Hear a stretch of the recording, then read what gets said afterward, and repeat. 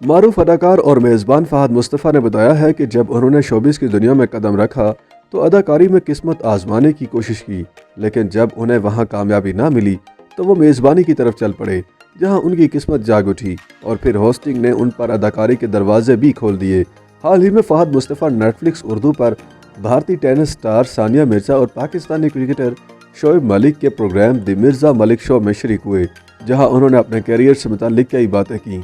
एक सवाल पर फहद मुस्तफ़ा ने अदाकारी से मेज़बानी की तरफ आने की वजह बताते हुए कहा कि शोबिज़ इंडस्ट्री की बात करें तो पाकिस्तान में आर्टिस्ट के लिए बहुत मुश्किलात हैं, क्योंकि लोग नए अदाकारों को चांस देने से डरते हैं।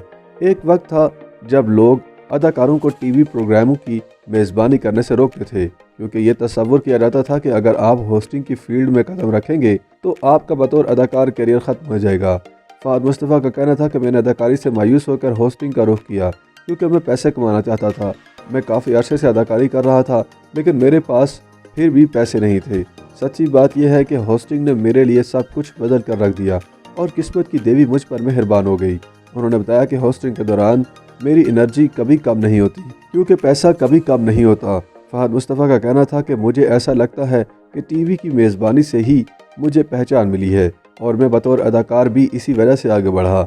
अब भी मैं ज़्यादा अपनी मेज़बानी की बदौलत ही जाना जाता हूँ, ना कि अपनी हिट फिल्मों के लिए। वैसे भी होस्टिंग के बाद मेरी ज़्यादातर फिल्में हिट हुई हैं।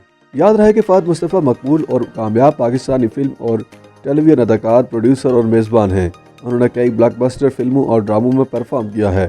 उनके मशहूर टेलीविज़न ड्रामों में मैं अब्दुल कादर हूँ, आश्ती, कंकर, दूसरी बीवी, मेरा साईं और मैं चांद सी शामिल हैं।